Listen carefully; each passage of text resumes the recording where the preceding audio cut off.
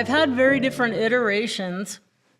And then just in the last, I guess it was on a big road trip I was on in December, January time, and I'm like, round table, because I was like wanting to figure out how can I really create a system that you can join in any place. It's not linear, it's circular, where you can learn from where you're at and then the next steps and all the different seats and whatever. So I just thought, well, shoot, that fits with the Note Queen thing anyway. Why didn't I think of that sooner? So basically, here's the dance between property and paper. So this is just the zone that I love, figuring out how see, the thing that most people don't know is the discounted market for notes. That is the weakness in even most advanced real estate investors' wheelhouse. They don't get that piece. And when you don't get that piece, there's a lot that's not accessible. And so to me, that's why it's so important to learn the secondary market for notes, because it makes everything else more robust and powerful as a tool for making money and solving problems. Okay, and plus you can leverage, you need to be, musical chairs, we don't know what's happening in this real estate market. There's a lot of uncertainty. You want to be nimble and have a lot of tools in your tool bag and know that when the music stops, you're not going to be left without a chair to sit in, because you know how to make a profit from anything. Just like in the ER, in ICU, they made me start in ICU first. And oh my gosh, that was so hard, because I would have the same patient load. I would know my same 2 patients that I was going to have I had them 6 or 8 months at a time, because they were just so chronically medically ill. Whereas when I got in the ER, it was more about having the skills that you need to deal with whatever walks through the door, and you don't know what that's going to be. So that's kind of my relationship to real estate and note investing, is using the skills that include the secondary market for notes to, no matter what comes through the door, I can make something out of it, right? And solve a problem. And like I said, I'm not a big fan of, the big wealth vampires in Washington or the parasites on Wall Street. What I really liked is this whole conversation is very full circle, round tables. It's very farmer's market, okay? It's local, it's organic, free range, financial solutions, just one mom and pop to another, okay? And when you have your own chickens in the backyard, all of a sudden you understand why you don't want to put pesticide in the grass, because you see the chickens are eating the grass, the pesticide's on the grass, the chickens are eating the grass, you're eating those eggs. And so when it becomes more personal like this, we tend to see the system as a whole, and we can see how every part affects every other part a lot better. When we just go to Wall Street, impersonal Wall Street, we don't see how we're affecting our own neighborhoods, or big chunks of money are going up the food chain to the big banks and not staying in our local communities, which is why I like to pay cash for a lot of things whenever I can. So to illustrate that point, okay, so when I moved from Southern California in 2014, so that's been 11 years now. I moved to up here to the Reno Tahoe area, Carson City. It's the capital, but it's not a very big town. And one of the first things we did, I rented a house sight unseen, because it was the only rental in the whole city that was big enough for us. So I just said, fine, send me the contract if we can deal with anything for a year. But anyway, found out that we loved it, and then I found out that the guy that owned it, which was the owner of the garden center here in town, he owned it free and clear. And so then I start talking to him about owner financing, right? Because now we know we like it here, we like the house, we like the neighborhood, and I want to buy this house. So I start working on it, but he wasn't so sure about that. But he says, Francisco, my worker, one of my best workers, he needs a house. And so I'm thinking, okay, this is cool. I got to start playing in this new market somehow, and I'll help him. And maybe if I help the worker guy get into a house, because he was in a mobile home in a park and expecting his fourth child, so he desperately needed to get out, and he'd saved up some money. So anyway, so basically I had my angel investor person. Well, this was just a private lender that I had known from Southern California. Got him to, she lent him the money to buy the house, and I was servicing it, and he would pay me, and so there was a spread there, right? You always keep a spread, servicing spread, and I would pay her, okay? And because I wanted Francisco to do well, I shopped at the garden center because I wanted him to do well so he could keep paying Francisco's paycheck, so he could keep paying me so I could make sure my investor got paid. And because I wanted Francisco to do well, I hired him for weekend jobs so he could pay me so I could pay my investors. It gets very personal. And then she shops. She wants David to do well, the garden center guy, so the circle can keep going around. Now, once I did this, David, the garden center guy, said, okay, and he talked with his wife, and it took from starting the conversation to and probably 9 months, right? About as the gestation of giving birth to a child is to get them to carry paper for us. So then he wants us to do well so I can keep paying him the mortgage I owe him, and I want him to do well so he can pay Francisco, so he can pay me, and I can pay him. So if the money quits going around, then it's very personal, and people I know don't get their money.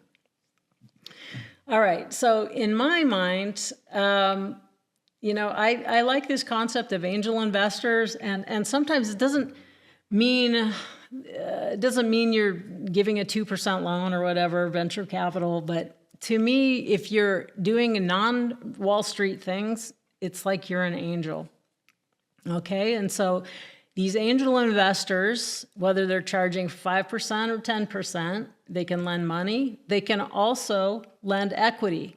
And the people that lend equity, obviously, are property owners with equity who'll carry the paper, offer terms, seller finance.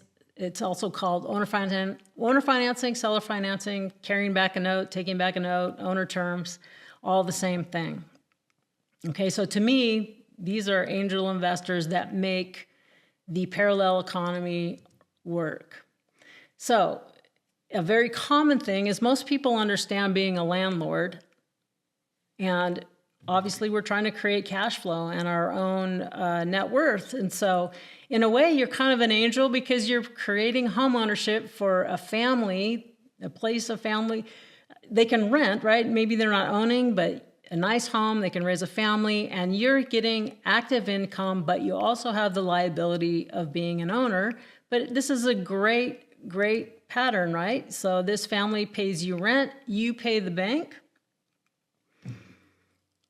and then at some point, you own your home free and clear. So these tenant payments basically created equity for you. You pay, as the landlord, management fees, property taxes, insurance, maintenance, and nice repair surprises when those come up. I love sewer mains, roof leaks, all that kind of fun stuff. Anyway, so they created your equity. Why not lend it back to them? Now, this isn't for everyone in every situation, but if you have a portfolio, and I would agree, listening to Jay speak, I think it's a great idea. If you've got a portfolio of rentals, I would take some of them and take some profits off the table, and probably some cash and some owner carry, just to hedge my bets, not knowing what's coming up in the market.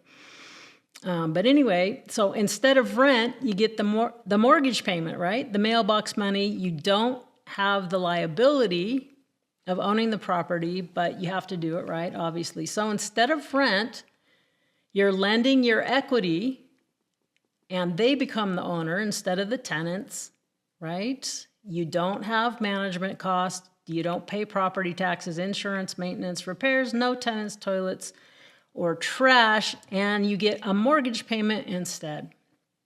Okay, so to me, this is a really great model for what problems we have now is, recently I read that 1 out of 4 sales or listings is an investor property because profits are getting squeezed.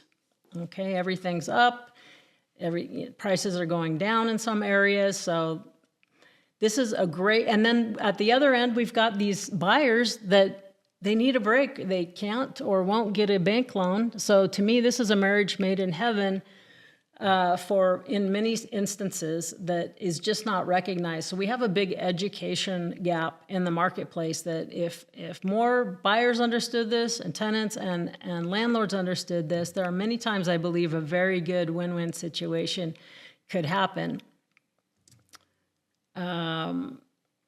So basically the other benefit of doing owner financing, whether it's to your tenant or to another party, is you get a quick, easy sale. You get the highest possible price. You defer capital gains, hassle-free income. That's usually much more than you were netting in rent.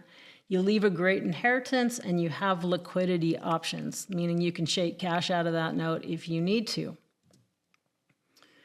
Okay, and then just another model saying the same thing in a different way. Here are our 3 assets that we're talking about. We have real estate, notes, and cash. And the goal for me is to go both ways around this circle. Turn cash into property, turn property into paper, a note, and this is the part nobody knows, how to get that note into cash in a very graceful way, right? In an intentional way with your eyes wide open. This is that flexible, fluid, Aikido, ER investing type of thing. Just whatever you can handle, whatever comes through the door. And so you should be able to go the other way too. Take cash, turn it into a note, buy a note once in a while. We know those turn back into property. And obviously we know how to get back into cash from that. So the goal is to go easily all the way forwards and backwards around this circle. Yet another model for understanding the market is we've got 3 principles in the market. We've got property buyers, property sellers, and passive note investors. And you can imagine yourself standing on any one of these dots. Okay, passive note investors. Usually most people think of that as banks. The only way to do real estate is to have a bank loan. You got private lenders, and you've got sellers that will lend their equity, and that's all on the primary mortgage market. And then we have note buyers on the secondary mortgage market that buy from the other 3. Then we have 3 professionals in the market. We've got real estate brokers making a living between property sellers and buyers. We've got mortgage brokers making money between buyers and passive note investors. The primary originators, the one that's not known is this note broker who's making money between owner will carry, property sellers, and passive note investors. So this is a very important thing. You can see that this symbol would not be balanced without any one of those dots. And you should be able to stand on any one of those. Relatively speaking, there are some licensing issues in some of these areas, we know. But the goal is to be able to move along and stand on any one of these and know how to make money. To me, this is a divine symbol of as above, so below, and also it just represents balance to me. I know it seems redundant, to me it seems redundant, but then I remember that it took me like a decade to get this stuff to really gel, and I'm still working on it and still integrating and bringing things together. So I'm just going to hound this because once you know, you can't know where you're going until you know where you are. You got to know where you're starting from and then the various places to go. Could I ask one question, Bill? Yeah. As I'm here as a student, kind of, but Dawn, have you ever traded a note for property? You said sometimes notes can turn into property, but you ever used one as currency to get to a property? No, I have not. But the way they turn into property is sometimes you have to foreclose. But that I'm sure you sounds like the exchangers in real estate are the smartest, most creative people in the industry. The exchange. That's where I've seen it done. Let's say you buy a note spend 70 to buy a note that's got a balance of 100, and then you just give it, here's your $100,000 down payment. You basically got the property partly at a discount, right? And it's a perfectly great. I just, maybe I'll put that in my bucket list before I die. I want to actually. I haven't done it either, but I just think it's so cool. Thanks for bringing that up. So when you know about notes, just see how many things open up that most people just would never even guess. That's just what I love about it.